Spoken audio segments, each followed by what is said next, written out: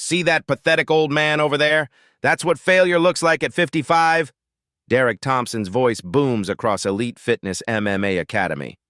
The 32-year-old trainer gestures dismissively at Samuel Jackson, who's mopping floors in the corner. Sam here thinks watching us train for 2 years makes him a fighter. Derek's wealthy clients snicker. Maybe we should throw him in the ring. Give everyone a good laugh watching Grandpa try to throw a punch. Derek strides over and kicks Sam's mop bucket. Dirty water splashes across the freshly cleaned floor. Oops, guess you'll need to start over, old man. Sam looks up slowly. At 55, his silver hair and weathered face tell a story of hard labor and harder years. What's wrong, Fossil? Too tired to clean up your mess? Derek towers over him, muscle and youth radiating arrogance. Sam says nothing. Just pick up the mop and start cleaning again.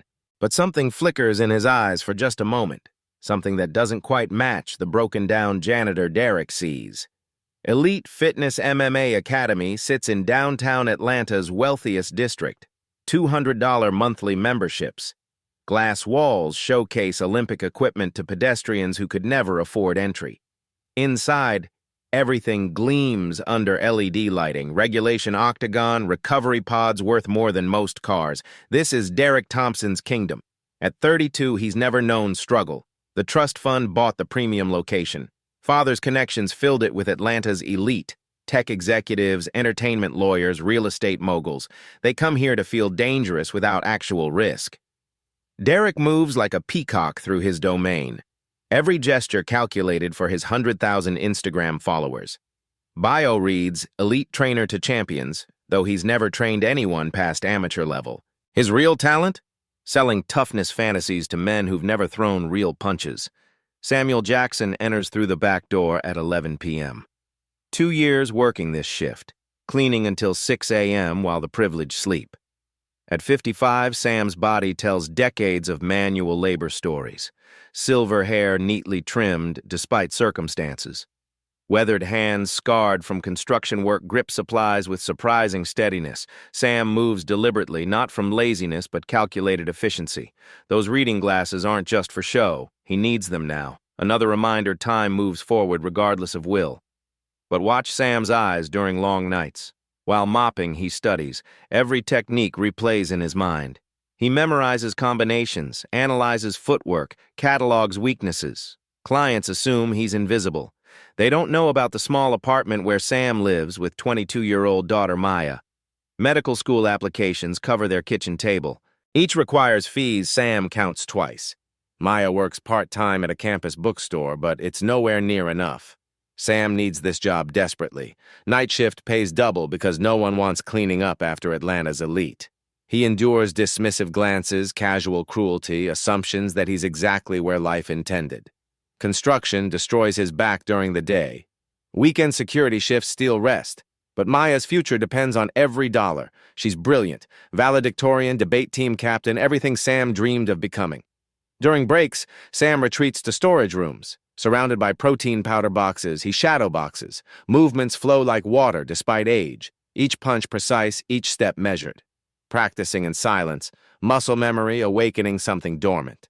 Derek notices but dismisses these as old man delusions. The idea that his janitor might possess actual skill never crosses his mind. What none of them suspect. Sometimes patience isn't weakness, it's preparation. Derek's hosting a private party tonight. Atlanta's wealthiest clients have paid extra for exclusive entertainment after hours. Whiskey flows freely as they discuss business deals worth millions. The gym's lights dim to create atmosphere while Derek plans his next social media moment. He spots Sam mopping near the octagon and an idea crystallizes. Derek's been struggling with content lately. His follower growth has stagnated. He needs something viral, something that showcases his dominance in unforgettable terms. Sam, Derek calls out, his voice carrying that particular tone of false friendliness that masks cruelty. Come here for a second, buddy. Sam looks up from his mop, immediately sensing trouble. Derek only uses that tone when planning something humiliating. The wealthy clients turn their attention toward the janitor, sensing entertainment approaching. How'd you like to make an extra $500 tonight? Derek's smile doesn't reach his eyes. My clients want some authentic entertainment. Just step in the ring with Tommy here for 3 rounds. Think of it as performance art. Tommy Ricci, Derek's 24-year-old prize student, grins from his position by the heavy bags. All muscle and Instagram followers, he's been training for 8 years but never faced real adversity. Sam hesitates, understanding this is humiliation disguised as opportunity. But $500 would cover Maya's MCAT prep course, something they've been saving toward for months. I'm not a fighter anymore, Mr. Thompson. Haven't been for 30 years. I just clean. Derek's laugh carries across the gym. Exactly. That's what makes it perfect. Don't worry. Tommy will go easy on Grandpa. It's just for laughs. Besides, what's the worst that could happen? You're already broken down. The clients chuckle at Derek's joke. Sam sees their faces. Men who've never known real struggle, who view him as entertainment rather than human. The same men whose messes he cleans every night. 500 cash, Derek continues, pulling out his phone to live stream. Just 3 rounds. Hell, if you can stay standing that long, I'll throw in a bonus. Sam thinks of Maya's application deadlines approaching. Medical school interviews she can't afford to attend. Dreams that depend on money he doesn't have. All right, Sam says quietly. 3 rounds. Derek's eyes light up as he starts his live stream. About to watch our ancient janitor learn why fighting is a young man's game. This is what happens when people don't know their limitations. Sam changes into borrowed gear that hangs loose on his smaller frame. The gloves feel foreign after years away from fighting, but muscle memory begins stirring. The mouthguard tastes like rubber and regret. The clients gather around the octagon, phones ready to capture the expected massacre. Derek positions himself for the best camera angles, already imagining the viral potential. The bell rings. Tommy comes out aggressive, throwing flashy combinations designed for highlight reels. Sam doesn't try matching his speed. Instead, he moves with surgical precision, each step calculated, each defensive movement economical. Something unexpected happens. Tommy's power shots whistle past Sam's head by inches. The old man's footwork, though slower, places him exactly where punches aren't landing. His head movement, subtle but perfect, makes Tommy look clumsy. The crowd's initial cheers fade to confused murmurs. Why can't this young champion touch the old janitor? As the round ends, Sam breathes heavily, but his eyes remain calm and calculating. Derek realizes his entertainment isn't following the script he'd imagined. For the first time tonight, Derek sees something in Sam's weathered features that doesn't match his narrative of the broken-down custodian, something that looks dangerously like competence. The video from that night gets pathetic engagement. Derek expected millions of views watching an old man get destroyed. Instead, viewers see a confused young fighter missing an elderly janitor for 3 rounds. Comments mock Tommy's performance. Can't even finish a grandpa? And this is your champion? Derek's ego shatters. His follower count actually drops as competitors gain ground. Younger trainers are creating content that makes Derek look outdated. He needs total domination to restore his brand image. The ageist attacks begin immediately. Derek makes Sam wear a handwritten sign during business hours, "Past my prime, still cleaning." Clients laugh as Sam mops around their workouts, the humiliating placard bouncing with each movement. "Careful around the fossil," Derek announces loudly whenever Sam enters a room. Sudden movements might break something important. Well, more important than what's already broken. Derek starts imitating Sam's movements for his social media. He hunches over, moves slowly, pretends to need reading glasses. Day in the life of our senior janitor becomes a recurring bit, earning thousands of likes from followers who enjoy mocking age.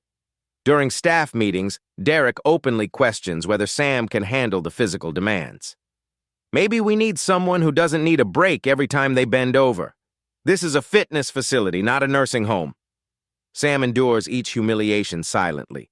His back genuinely aches more each day. His knees crack audibly when standing.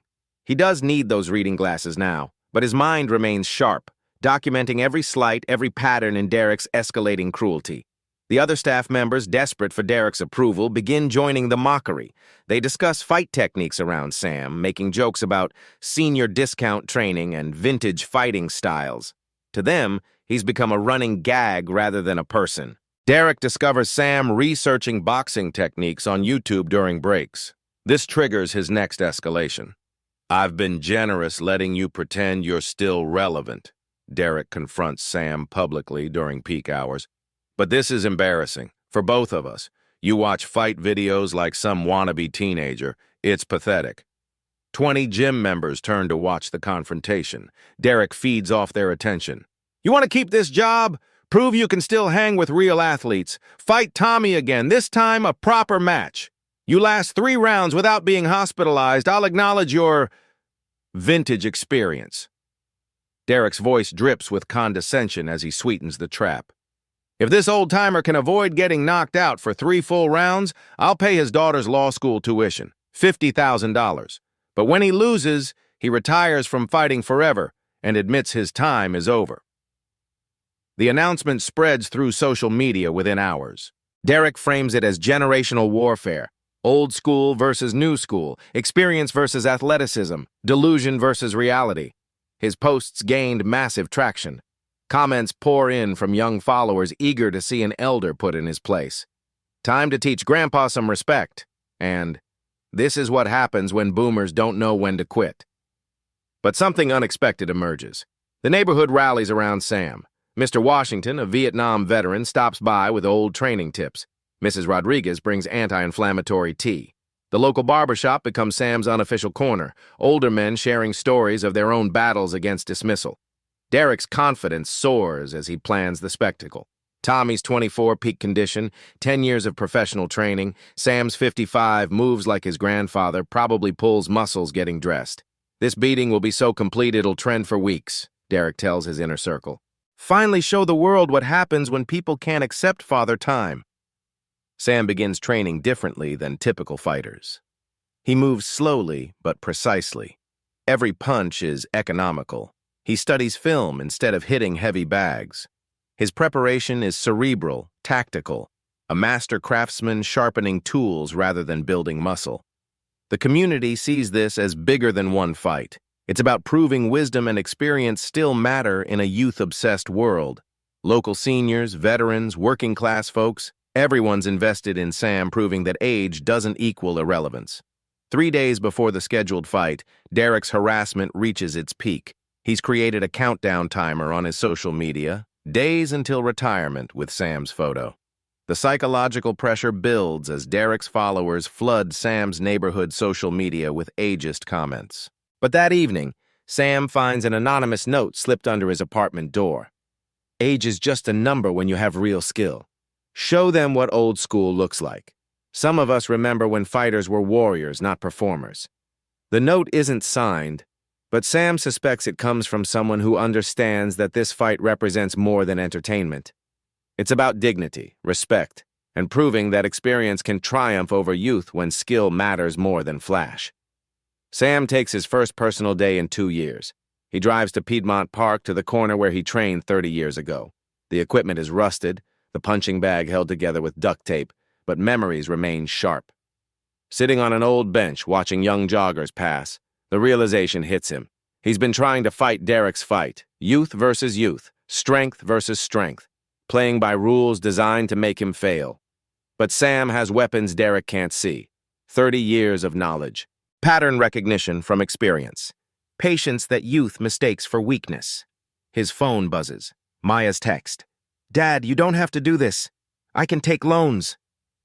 That hurts worse than Derek's insults. His brilliant daughter is willing to sacrifice dreams because the world convinced her that her father is too old to matter. Coach Rivera sits beside him uninvited. I've been watching you for 2 years. The way you move, study fighters. Derek thinks you're invisible. She hands him a worn notebook. Tommy's patterns, his tells, weaknesses. Kids never fought anyone who could make him think. All muscle, no endurance past round 2. The notebook contains everything. Tommy drops his right after combinations, gets sloppy when pressured. Has a glass chin nobody's tested because Derek protects him. This isn't about proving you can still fight, Rivera says. This is about teaching Derek that real skill doesn't expire. Sam visualizes controlling the fight, using Tommy's youth against him, making the young man carry action while Sam waits for the perfect moment. He won't outfight Tommy. He'll outthink him. Derek expects an old man trying to prove he's still young. Instead, he's about to face something more dangerous. An old man comfortable being exactly what he is. Fight night transforms elite fitness into a gladiatorial arena. Derek charges $75 admission for premium generational warfare entertainment. The gym overflows with 200 paying spectators. 3 local news crews position cameras for the David versus Goliath age battle. Derek live streams to 30,000 viewers, his phone mounted for perfect angles. Tonight, we settle this once and for all. Old school delusion versus new school reality. The visual contrast is stark. Tommy bounces with kinetic energy, his 24-year-old physique rippling under arena lights. Every muscle defined, movements explosive, shadow boxing with lightning combinations that blur together. He's wearing pristine red shorts with "Young Lion" embroidered in gold. Sam enters slowly, methodically. At 55, every step deliberate, every gesture economical. His silver hair catches the lights as he stretches carefully, working out the stiffness that comes with decades of manual labor. His borrowed blue shorts hang loose on his smaller frame. The crowd's energy splits perfectly. Half wants brutal entertainment, watching an old man learn painful lessons about aging. Half hopes desperately for a miracle, for proof that experience can triumph over youth. "Look at this mismatch," Derek announces to his live stream audience. "Grandpa can barely bend over to tie his shoes and thinks he can hang with a real athlete. This is going to be a public service, showing people when to accept reality." Pre-fight psychological warfare begins immediately.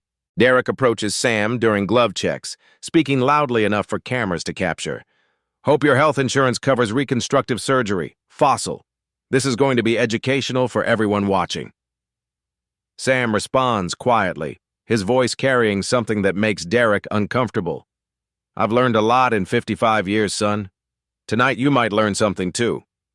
The referee, a young man clearly intimidated by Derek's presence, gives perfunctory instructions. Derek's wealthy clients place bets openly, not on who wins, but on which round Sam gets knocked out.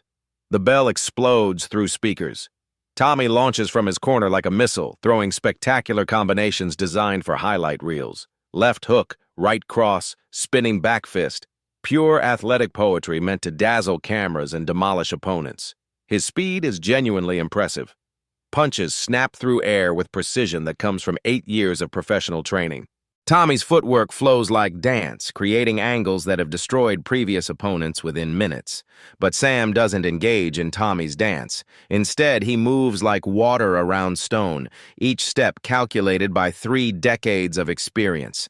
Every punch Tommy throws, Sam has seen 1,000 variations. His defensive positioning appears effortless but follows patterns younger fighters never learn. Tommy's power shots whistle past Sam's head by millimeters. The crowd gasps at near misses, but Sam's expression remains calm. He's not lucky. He's precise. Each slip, each step, each defensive movement flows from muscle memory developed over 30 years.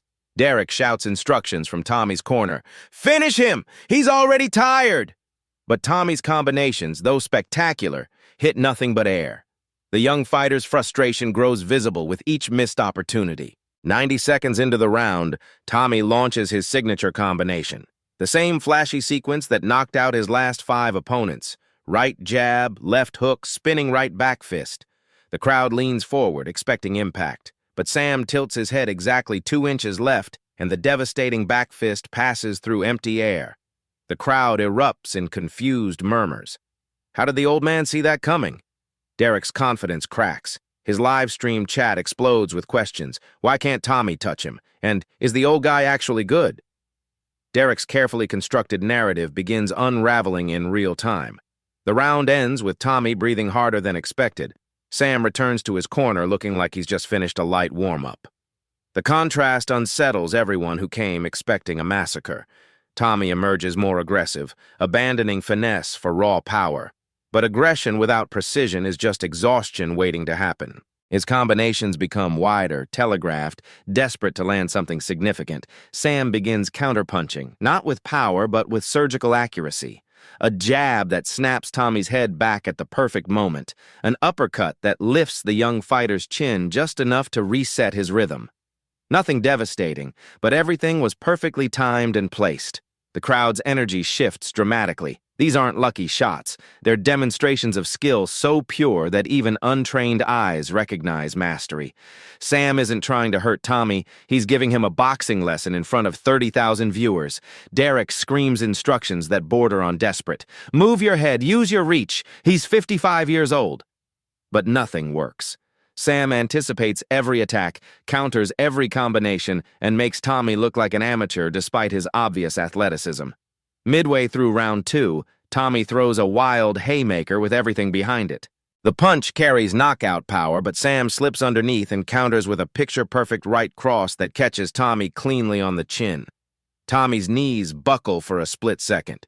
The crowd gasps. For 3 heartbeats, the gym falls completely silent as everyone processes what they just witnessed. Derek's live stream chat goes insane. "Holy shit, where did that come from?" floods the comments. 35,000 viewers suddenly realize they're watching something extraordinary. Derek signals Tommy frantically. Get aggressive, use your youth, end this embarrassment before it gets worse. But panic makes fighters stupid, and Tommy is definitely panicking now. Tommy enters the final round exhausted and humiliated. His perfect physique means nothing when technique crumbles under pressure. Sweat pours down his face as he realizes he's being outclassed by a man old enough to be his father. Sam recognizes the moment every experienced fighter knows, when youth's impatience finally defeats itself. Tommy's breathing is labored, his combinations sloppy, his defense non-existent. The young man charges wildly, throwing everything he has with no regard for consequences. The crowd senses the end approaching. Derek's wealthy clients sit in stunned silence, their assumptions about age and ability crumbling with each passing second. With 30 seconds left in the fight, Tommy lunges with a telegraphed overhand right, putting all his remaining energy behind one desperate finishing blow. Sam sees it coming from a mile away. The physics are absolutely flawless. Sam slips the punch by the smallest margin and counters with complete perfection. His right cross lands exactly as Tommy moves forward off balance, maximizing impact through timing rather than power. It's not about strength. It's about 30 years of knowing exactly when and where to strike. The punch connects with a sound that echoes through the silent gym. Tommy drops like his strings were cut. For 5 heartbeats, 200 people hold their breath collectively. An old man just knocked out a young champion using pure skill. The live stream freezes at 40,000 viewers, all watching in stunned disbelief. Then the gym explodes into chaos. Half the crowd erupts in celebration. Construction workers, security guards, older spectators who felt invisible their entire lives suddenly have a hero. They chant, "Sam, Sam, Sam," with voices cracking from pure emotion. The other half sits in shock. Young men who came to watch superiority, confirmed instead, witnessed their assumptions destroyed. Derek's wealthy clients stare at their phones, unsure how to process what they've witnessed. Sam immediately kneels beside Tommy, checking his condition with genuine concern. This image, the victor showing respect and sportsmanship after devastating victory, captures everything the moment represents. Derek's reaction is pure, unfiltered fury. Instead of honoring his $50,000 bet, he screams that Sam cheated somehow, that it was impossible, that old men don't knock out young athletes. His protests sound increasingly desperate against the evidence everyone just witnessed. Within minutes, fight footage spreads across every social media platform, #OldSchoolKnockout and #NeverTooOldTrend worldwide. The video accumulated 5 million views in 6 hours, climbing toward 10 million by morning. Comments pour in from around the globe. Grandparents share the clip with tears of pride. Retirement communities celebrate like they've won championships. Working-class heroes finally have their moment of complete vindication. Boxing legends analyze Sam's technique on sports shows. Commentators praise his patience and precision. The fight transcends sports entirely. It becomes a symbol of dignity, triumphing over dismissal, experience defeating arrogance. But Derek's humiliation runs deeper than losing money or credibility. His entire brand, youth, strength, genetic superiority, lies shattered on the canvas beside his unconscious student. As Sam celebrates with Maya and neighborhood supporters, Derek's eyes burn with something darker than embarrassment. If he can't destroy Sam through athletics, he'll use every advantage his money, connections, and privilege provide. The real war is just beginning. Derek's humiliation festers for exactly 18 hours before he calls his lawyer. At 6 a.m., the morning after his public destruction, he sits in his penthouse apartment surrounded by privilege and plotting revenge. The viral video has been viewed 12 million times. Every comment section mocks his unbeatable champion getting knocked out by a janitor. His first call goes to Marcus Whitfield, senior partner at Atlanta's most ruthless law firm. Whitfield's client list reads like Forbes magazine: tech billionaires, entertainment moguls, politicians who've never lost elections. He specializes in destroying people who threaten his clients' interests. "Marcus, I need that old bastard buried." Derek's voice carries the particular venom of entitled men facing consequences. "I don't care what it costs. Assault charges, endangering the elderly, operating illegal fights, whatever sticks." Whitfield's strategy emerges within hours. Paint Sam as a dangerous senior citizen who should have known better at his age. Frame the fight as elder abuse, claiming Derek was manipulated into exploiting a mentally diminished old man for entertainment. The legal papers arrive at Sam's construction site at 2 p.m. His co-workers watch him being served, rumors spreading immediately that he's in serious legal trouble. The foreman calls Sam into his office within minutes. "Look, Sam, I like you, but we can't have employees with pending assault charges operating heavy machinery. Insurance won't cover it. You're suspended until this gets resolved." Derek's publicity team moves simultaneously across multiple fronts. They contact every major news outlet with their prepared narrative. Unhinged senior citizen violently assaults young athlete in underground fight ring. The edited video they release removes all context. No humiliation, no bullying, no financial desperation, just an angry old man attacking an innocent young fighter. They splice footage to make Sam appear aggressive, dangerous, unstable. Channel 5 News runs the story first. Anchor Rebecca Morris delivers it with practiced concern. Tonight we ask, should senior citizens be allowed in combat sports? An elderly janitor's dangerous delusion nearly killed a young athlete at an Atlanta gym. The segment features expert commentary from Dr. Patricia Hoffman, a geriatric psychiatrist Derek's team located within hours. Older adults often experience delusions about their physical capabilities. This man clearly suffers from a dangerous disconnection from reality. Derek's legal team files for $750,000 in damages, knowing Sam could never afford such amounts. They subpoena his medical records, revealing his back problems, joint pain, and previous injuries. Every sign of aging becomes evidence of unfitness to fight. The construction company fires Sam the next morning. "Liability concerns," they explain. "Can't employ violent individuals around expensive equipment." His weekend security job follows within days. Insurance won't cover workers with pending assault charges. Derek's lawyers systematically target every business supporting Sam. Mrs. Rodriguez receives health department inspections after 20 years without violations. Mr. Washington's barbershop faces sudden zoning complaints. Pastor Williams discovers his church's tax-exempt status under review.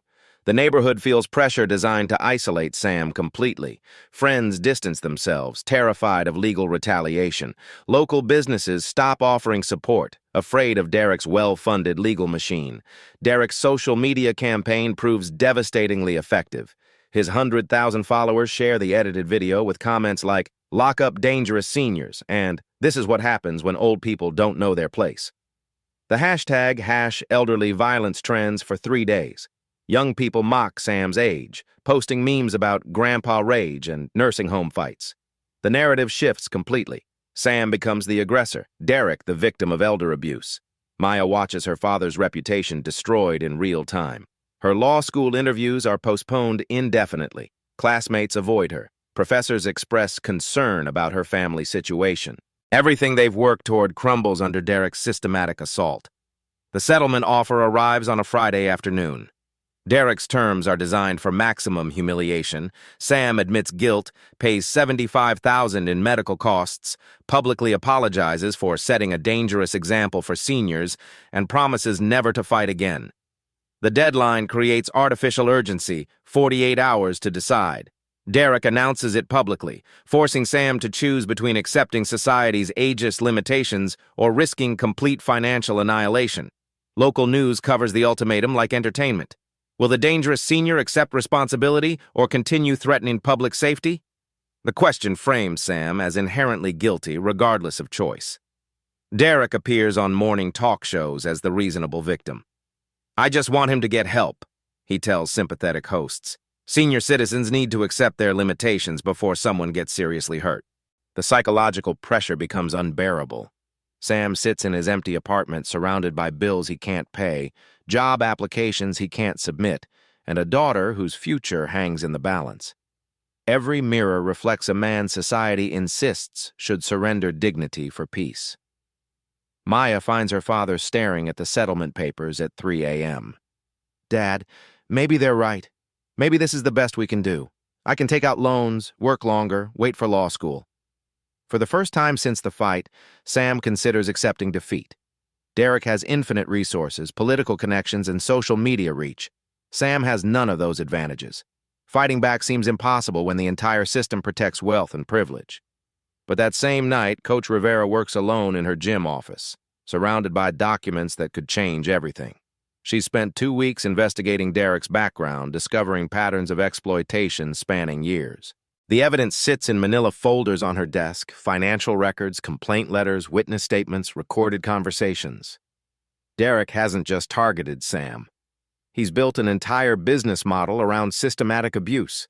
Rivera seals everything in an overnight envelope addressed to Sam's apartment.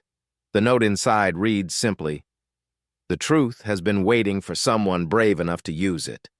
Some fights are bigger than one man's pride."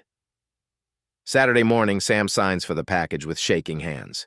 Inside, he discovers Derek's real history, not the polished image sold to the public, but the calculated cruelty of a man who made a career of destroying people society considers disposable.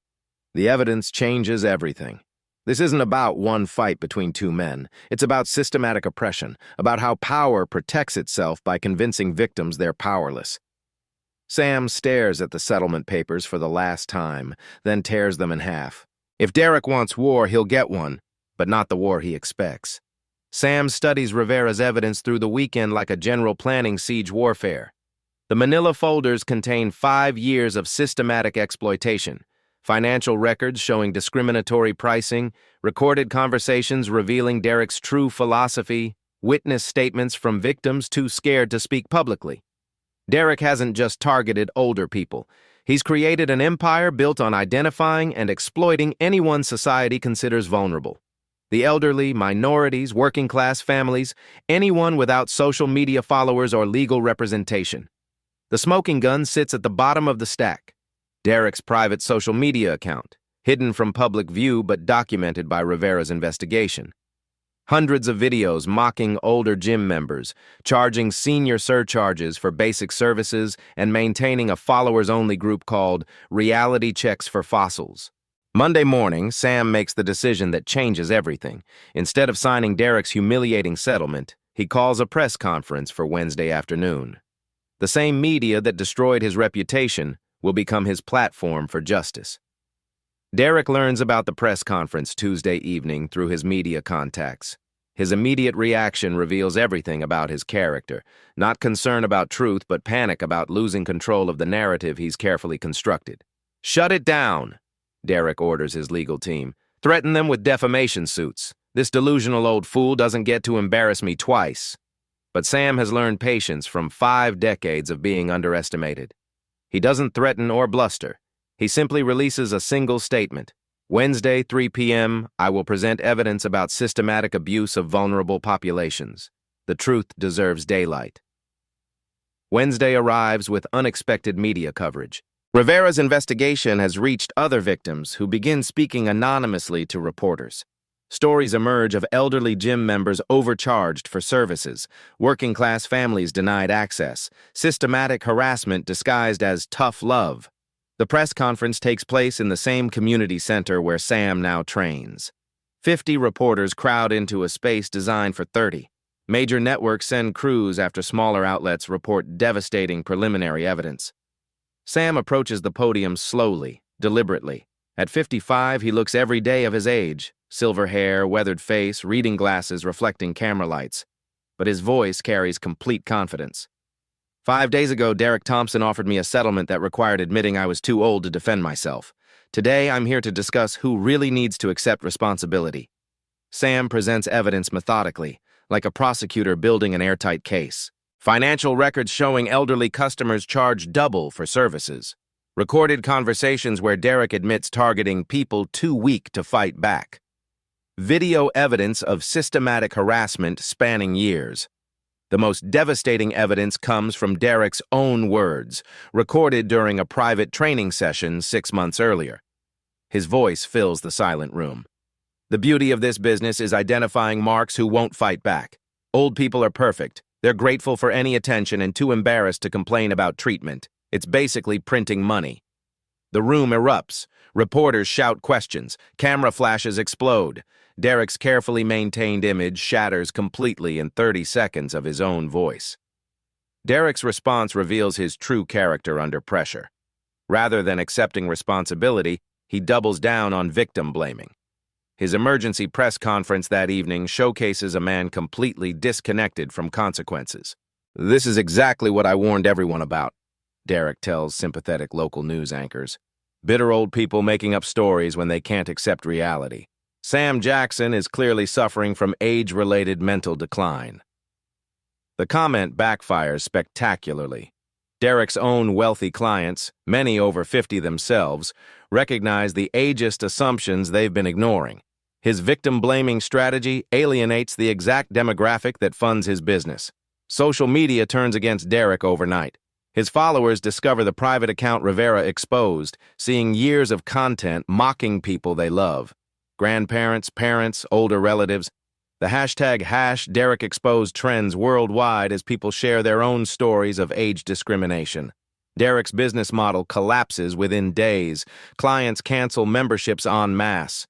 Corporate sponsors distance themselves from his brand. Instagram removes his private account for harassment violations. His perfect image becomes radioactive. The legal reversal happens swiftly. Derek's own lawyers, seeing the evidence and his public breakdown, quietly withdraw from his case. The overwhelming proof of systematic discrimination triggers federal civil rights investigations. Sam's transformation during this period proves remarkable. He realizes this was never about one fight between two individuals. It's about challenging systems that protect privilege while crushing dignity.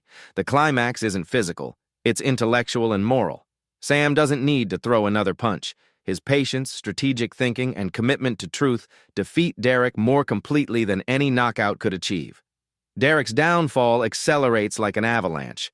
Within 1 week, he loses his gym lease, his business certifications, his social media presence, and his reputation. Federal investigators freeze his assets pending investigation into discriminatory business practices. His wealthy clients, discovering their trainer built his empire on systematic abuse, file collective lawsuits for fraud and misrepresentation. The man who claimed superiority over everyone faces criminal charges from multiple jurisdictions. The community that Derek tried to silence through legal intimidation rallies around truth. Mrs. Rodriguez reopens her store with neighborhood support. Pastor Williams's church becomes a meeting place for Derek's victims sharing their stories. Maya watches her father's vindication with tears of pride. The law school that postponed her interviews calls with apologies and full scholarship offers. The story becomes about more than one family. It represents everyone who's been told their dreams expired with their youth. Derek's final public appearance comes during a disastrous interview where he reveals his complete disconnect from reality. Asked about the evidence against him, he responds, "These people need to accept that success requires natural superiority. I was doing society a favor, showing them their limitations." The interviewer stares in stunned silence. Derek has just admitted, on live television, to the systematic oppression he's been denying for weeks. Sam watches the interview from his apartment, surrounded by job offers from gyms across the country. But his focus isn't on personal revenge, it's on building something better. The real victory isn't Derek's destruction. It's the community Derek tried to silence finding its voice. It's victims of ageism, racism, and class discrimination discovering they're not alone. It's society beginning to question assumptions about who deserves respect. Sam looks at his daughter, sees her future secure, and realizes the fight was never really about proving he could still compete with younger men. It was about proving that dignity doesn't have an expiration date. Derek's empire crumbles completely, but something stronger rises from its ruins, a community that refuses to let anyone be dismissed as disposable ever again. The vindication comes swiftly once truth replaces Derek's carefully constructed lies. Within 72 hours of Sam's press conference, every legal charge evaporates. The district attorney's office doesn't just drop the case. They issue a public apology for pursuing charges based on Derek's manipulated evidence. Federal investigators move with unprecedented speed.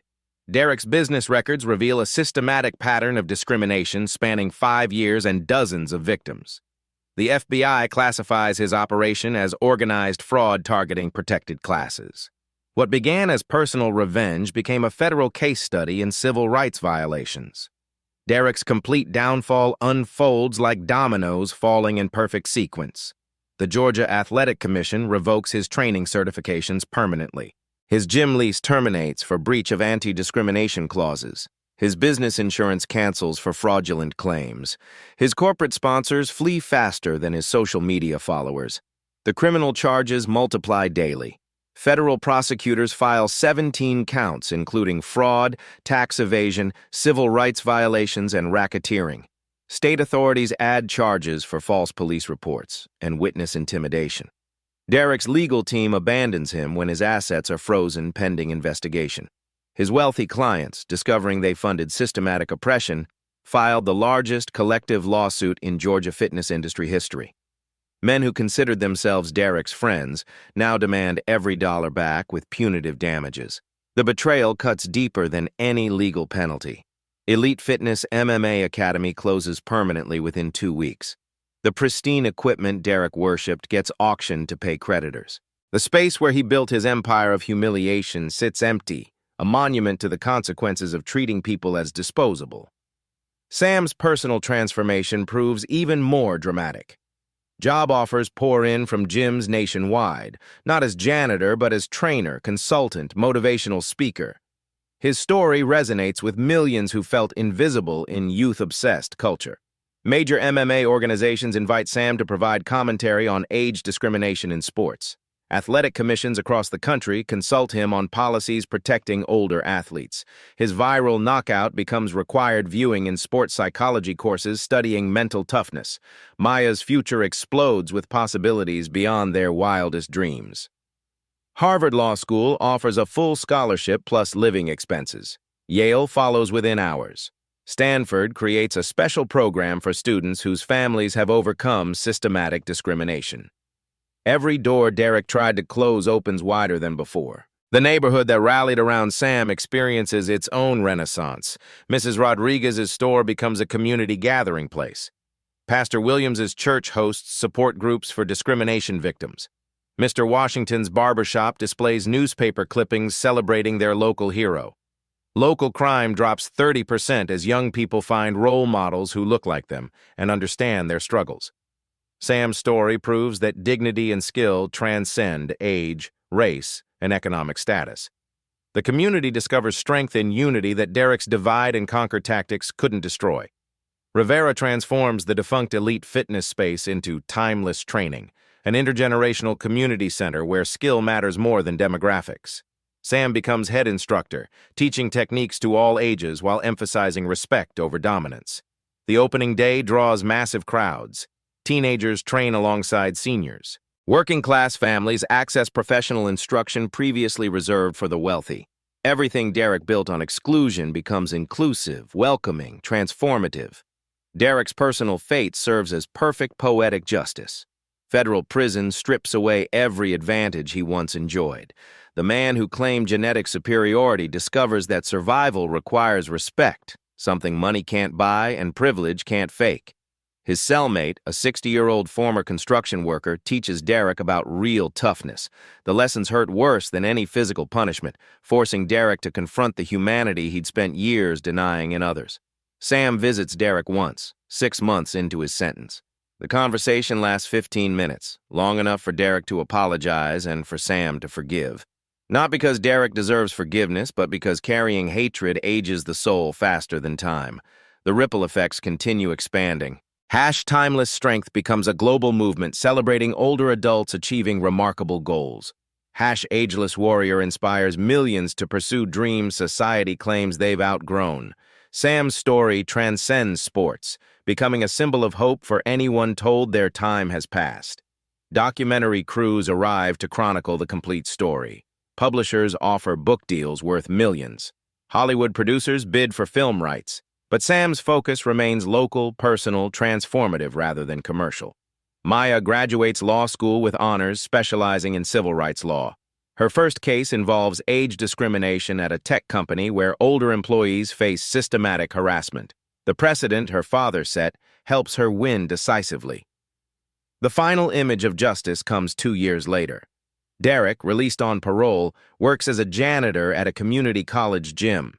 He moves slowly, humbly, learning what Sam always knew, that dignity comes from character, not position. Sam, now 57, continues training fighters and inspiring communities. His silver hair has grown whiter, his back aches more frequently, but his eyes burn with purpose.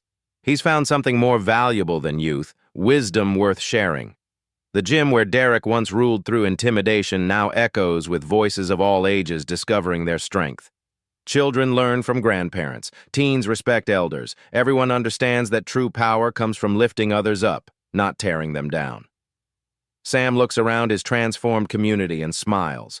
The fight was never about proving he could still knock out younger men. It was about proving that respect, dignity, and human worth never expire. Derek thought he was putting an old man in his place. Instead, he helped that man show the world exactly where he belonged. Standing tall, fighting strong, and inspiring others to do the same. 6 months after Derek's sentencing, Timeless Training operates at full capacity with 800 members ranging from 8 to 80 years old. The waiting list stretches 3 months as word spreads about a gym where respect matters more than age or bank account balance. Sam arrives each morning at 5 a.m., silver hair catching sunrise through floor-to-ceiling windows. At 57, he moves with the careful deliberation of someone who's learned to honor his body's limitations while refusing to accept society's. His reading glasses hang from a chain now, a practical concession to time that no longer embarrasses him. The transformation extends beyond individual success. Local police report crime down 40% in surrounding neighborhoods. High school graduation rates climb as teenagers find mentors who understand their struggles. Senior centers across Atlanta request Sam's program model, recognizing the power of intergenerational connection. Maya completes her first year at Harvard Law with perfect grades and a summer internship at the ACLU's Age Discrimination Division. Her law review article, Fighting Back Legal Strategies Against Systematic Ageism, becomes required reading in civil rights courses nationwide. Derek's federal sentence, 36 months plus restitution, serves as precedent for prosecuting discrimination disguised as business practice. His case study appears in law enforcement training programs nationwide. The man who built his identity on superiority becomes a cautionary tale about the consequences of treating humans as disposable. Sam's book, Never Too Late, Fighting Age Discrimination One Day at a Time, debuts at number 3 on the New York Times bestseller list. All proceeds fund scholarships for working-class students over 40 pursuing delayed education dreams. The dedication reads, "For everyone told their time has passed, your time is now." The Timeless Training model spreads to 37 cities across America and 12 countries worldwide. Each location follows Sam's core principle: skill development without age limits, respect without economic barriers, community without discrimination. Documentary filmmaker Ava DuVernay's The Longest Fight premieres at Sundance, chronicling Sam's journey from invisible janitor to international symbol of dignity. The film wins the Audience Award and sparks congressional hearings on workplace age discrimination. Timeless Strength evolves into a global movement with over 2 million followers sharing stories of achievement beyond society's expectations. Grandparents complete marathons. 50-year-olds start new careers. 70-year-olds launch businesses. Age becomes irrelevant when passion meets preparation. Corporate America takes notice.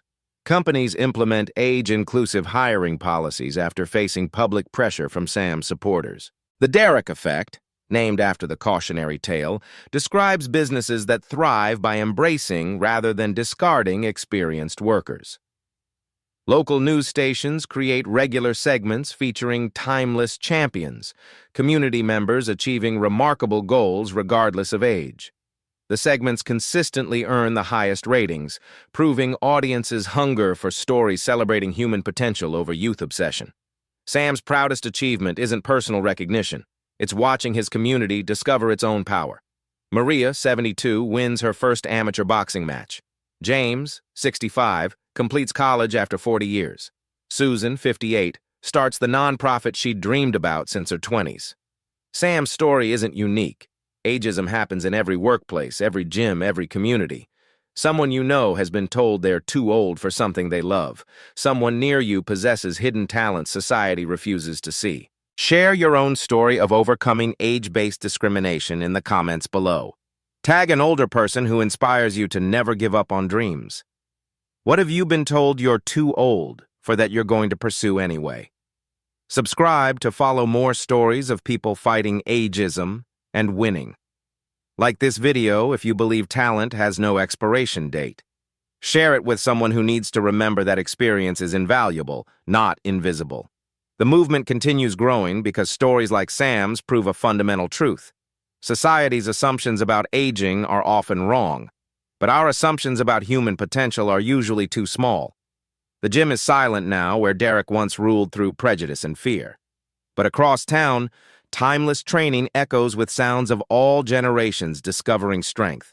Teenagers learning patience from seniors, older adults discovering new capabilities. Everyone proving that respect isn't about age. The real victory wasn't one punch in one ring. It was proving that wisdom deepens with time, skill improves with experience, and sometimes the most powerful person in the room is the one everyone underestimated because of their birthday. When the world tries to tell you that you're too old, what will you show them about what experience really means? Remember, your story isn't over. Your dreams don't have expiration dates. Your time to shine might be right now, regardless of what the calendar says. The fight continues, and it's never too late to join. The story you heard today wasn't cleaned up. It was told exactly as it happened. At Black Voices Uncut, we believe that's the only way truth can live. If you felt something, hit like, comment, and your reaction, and subscribe. Every week, we bring you voices that refuse to be silenced.